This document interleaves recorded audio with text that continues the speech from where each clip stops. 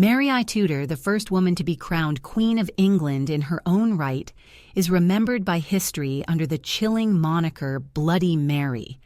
Her name became synonymous with religious persecution, secret executions, and flames of the stake. But how did a girl once cherished by her royal father and promised a life of grace and grandeur grow into a monarch known for severity and bloodshed? What torment stirred within the heart of this sorrowful and solitary ruler? Pretending to be moved, the king granted his daughter's request and welcomed Mary back to court. Yet just hours later, beneath the rose-covered ceilings of Hampton Court, the facade shattered.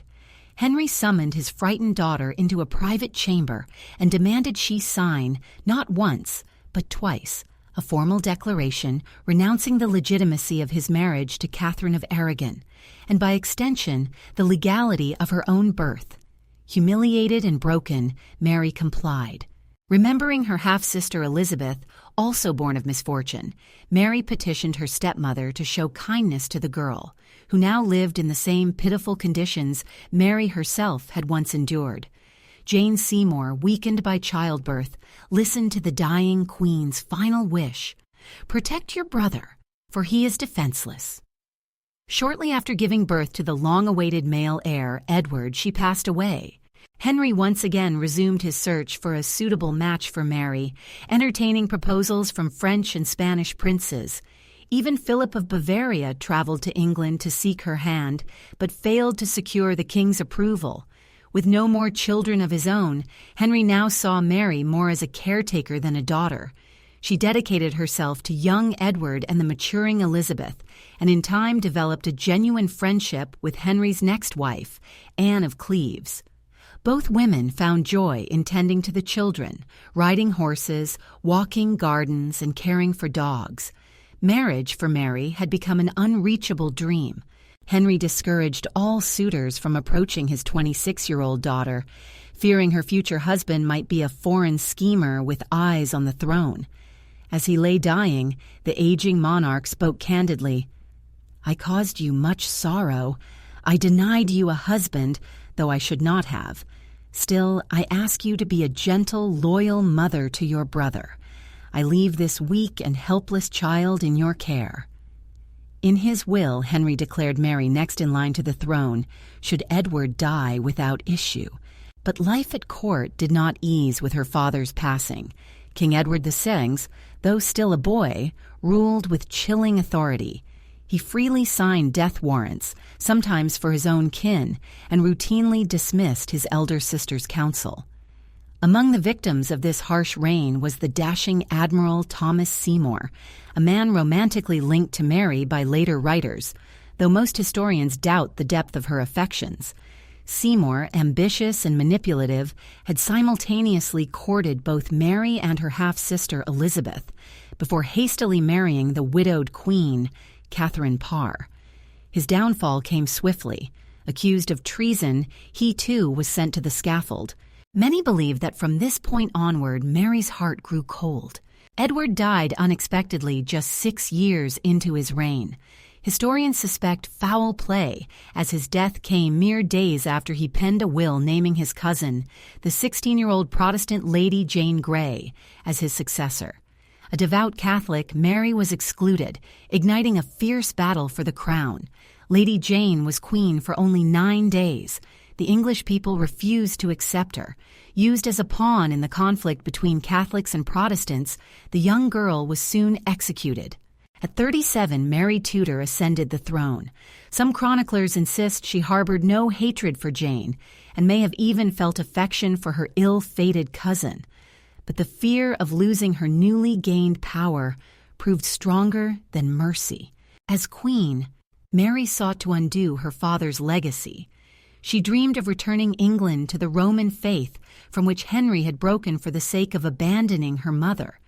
She longed to accomplish what Catherine of Aragon could not, and what Henry had failed to do, leave behind an heir both fierce as his grandfather and devout as his grandmother.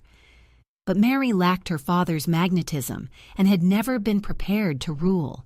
She adored music, gardening, and horseback riding, but had little inclination for governance. Suitors soon began pouring in from Europe's royal houses, though now it was Mary who would choose, not her father. Yet the eligible bride was no longer young nor conventionally attractive. Short, painfully thin, with darkened, partially fallen teeth and lined features. Among her suitors was Philip of Spain, a prince whose proposal would soon shape the fate of the kingdom. Born in 1516 at Greenwich Palace, Mary was the only surviving child of King Henry VIII and his first wife, Catherine of Aragon. Baptized in the Catholic faith, she entered life surrounded by privilege and honor. A dedicated household of servants attended to her every need. Even her cradle had 4 caretakers. Henry VIII adored his daughter, calling her the finest pearl in his crown. He took pride in her serious nature and composure, holding her on his lap with affection as she smiled peacefully in his arms. He had not inherited the imperial crown of his father, yet Philip II, son of Emperor Charles IV, remained determined to secure a powerful dynastic alliance. It was during this time that Mary the Reverend Tudor, sight unseen, fell in love with him, from a mere portrait. Philip, strikingly handsome and 11 years her junior, seemed to embody the hopes of a queen desperate for love and legitimacy. Though her advisors pleaded with her to marry an Englishman, Mary would not be swayed. In the summer of 1554, the wedding took place. By then, Philip had already assumed the title of king in his own realm. Unlike his enamored bride, he viewed the marriage through the cold lens of statecraft. After their wedding night, he remarked bitterly, "One would have to be divine to endure such a trial." Just weeks later, Mary excitedly informed Philip that she was with child. Convinced that it would be a boy, the longed-for heir who might unite England and Spain, Philip rejoiced, if only briefly, and for a time even abandoned his many infidelities. But 9 months passed, and no child came. Mary had grown so large she avoided appearing in public. Then came 10 months, 11, 12. And then, one dreadful day, a renowned Irish physician summoned the courage to speak. "Your Majesty, you are not with child." What had seemed signs of pregnancy were, in truth, symptoms of a grave illness. Mary was diagnosed with dropsy. After treatment, her body slowly returned to normal. But her hope and Philip were lost. "My father wishes me to return," Philip lied, preparing to leave England. "I am needed in Spain, but I shall return soon." Mary, devastated, wrote him long, pleading letters filled with sorrow and longing. In return, she received terse replies and requests for loans. The Queen came to understand that Philip had never loved her. Still, once he had departed, her thoughts fixated on his return. Unfulfilled in love, Mary redirected her passion elsewhere, toward the persecution of Protestants. The fury of a wounded woman can be terrifying, and Mary never forgot how just a few years earlier, reformers had tormented her for her Catholic faith. The religious persecutions continued for nearly 4 years. Bonfires blazed across England. The Queen decreed that even those who agreed to convert must burn. Nearly 300 men and women, many of them prominent figures in church and state, were executed.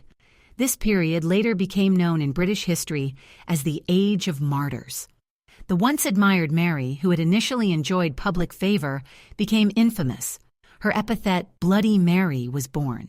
England was a kingdom perched on a powder keg. Philip returned only once in the summer of 1557 to persuade his wife to support Spain in its war against France. That September, Mary was told she was once again expecting a child. A will was drawn up, naming Philip regent until the heir reached maturity. Hope flared anew. Cradles were readied, lace caps sewn, and fine silk stitched into infant robes. But among the women preparing the layette, whispers spread. The Queen should be ordering a shroud instead.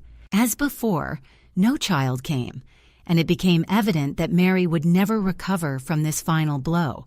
In the autumn of 1558, Mary's health declined rapidly, weakened by fever, though the likely cause of death was an abdominal tumor. The queen knew she was dying and greeted death without fear. She was weary of life, of betrayal, of believing in the simple happiness that came so easily to a farmer's wife, yet was denied to her, the ruler of England. Mary's upbringing was befitting a princess of her time.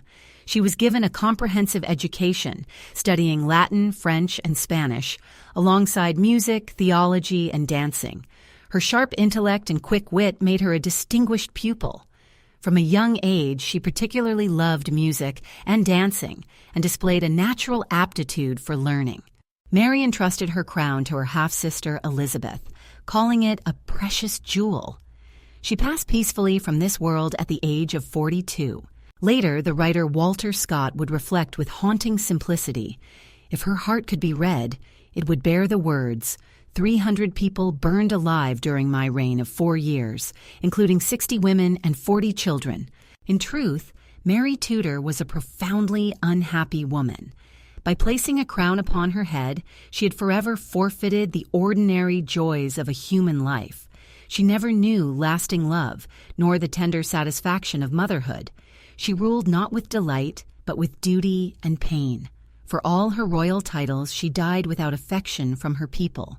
In her native land, no statue was ever erected in her honor. On the anniversary of her death, the nation does not mourn, but instead celebrates the ascension of one of its most beloved monarchs, Elizabeth I. The contrast between the sisters could not be greater in the eyes of history, and yet fate brought them together in death. When Elizabeth passed away in 1603, she was laid to rest in the same grave as Mary, her elder half-sister. The two queens, so different in life, so often compared, so often contrasted, were finally reunited beneath the same stone. Their shared tomb in Westminster Abbey bears a single sculpture, not of Mary, but of Elizabeth, carved in solemn majesty. In marble, one reigns forever. The other, history has rendered a shadow. At just 2.5 years old, Mary was betrothed to the infant Dauphin of France, Francis, the son of King Francis I. Although politically advantageous, the engagement was eventually dissolved. Later, a new alliance was formed through her betrothal to the powerful Emperor Charles V of the Habsburg dynasty. Yet this promise, too, was broken when Charles chose to marry Isabella of Portugal, leaving Mary once again a pawn in her father's diplomatic games. Disappointed by these broken engagements, Henry VIII sent Mary to Wales, naming her his vice-regent. However, a storm was gathering. Henry had fallen deeply in love with Anne Boleyn and sought to annul his long-standing marriage to Catherine of Aragon. What began as a royal affair soon turned into a dramatic family rupture. As Henry's resentment toward Catherine grew, so did his estrangement from Mary. The annulment was eventually declared, rendering Mary illegitimate and stripping her of all royal titles. To further punish Catherine, Henry ordered mother and daughter to be separated, fearing their union could spark rebellion. Mary saw her mother for the last time at the age of 16. Catherine died 5 years later, and Mary, devastated, was barred even from attending her funeral. The years that followed were marked by isolation and humiliation. Even before Henry married Anne Boleyn, the future queen had threatened to have Mary poisoned, enslaved, or married off to a commoner. As Anne's influence at court grew, Mary was confined to her quarters, receiving meals in silence and losing her status. She was called a bastard, a fraud, and an impostor, even by her father. Anne Boleyn ordered Mary's tutors and servants to treat her harshly and forbade the king from seeing his daughter. When Anne gave birth to Elizabeth, Mary was reduced to serving in her half-sister's household. Despite the scorn and cruelty, Mary remained defiant, refusing to acknowledge Anne as queen or Elizabeth as a legitimate heir. In her heart, she harbored hopes of escape and held firmly to the memory of her mother. But fate would turn. Henry VIII suffered a grievous wound to his leg during a tournament, one that would never fully heal. Anne Boleyn, once triumphant, gave birth to a stillborn son and fell from favor. Whispers of her infidelity filled the court. Soon the king's attentions turned to a young maid of honor, the gentle 16-year-old Jane Seymour. Anne was arrested, imprisoned in the Tower, and within days executed. Just a week later, Henry married Jane Seymour, whose kind and patient nature contrasted starkly with her predecessor. It was Jane who persuaded the king to restore Mary to court and to reinstate her royal status. For the first time in many years, Mary was once again addressed as a